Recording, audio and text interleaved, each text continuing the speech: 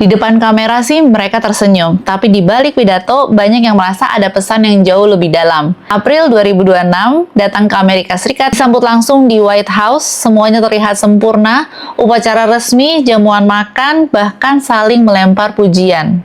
Trump menyebut Charles sebagai raja yang hebat. Charles pun tampil tenang, elegan seperti biasanya. Tapi kemudian dia berdiri di depan para pemimpin dan dia mulai bicara. Bukan tentang basa-basi, tapi tentang kekuasaan. Charles menekankan pentingnya checks and balance, bahwa kekuasaan harus perlu diawasi dan gak boleh terpusat pada satu pihak aja. Kalimat itu terdengar netral, tapi banyak yang langsung menangkap maknanya. Apakah ini sindiran terhadap Trump?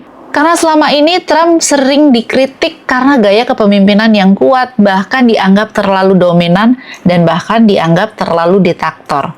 Dan belum selesai. Charles lanjut bicara soal persatuan global, tentang pentingnya kerjasama antar negara dan menjaga stabilitas dunia. Sekali lagi, ini sih kedengarannya kayak diplomatis, tapi kayak nyindir juga nggak sih? Ini tentunya sangat bertolak belakang dengan pendekatan American First yang selama ini menjadi ciri khasnya Trump, yang berarti mementingkan kepentingan nasional dibandingkan dengan hubungan internasional. Dan kemudian topik yang paling sensitif muncul lagi, yaitu topik perubahan iklim. Charles menyebutnya sebagai ancaman nyata terhadap masa depan bumi.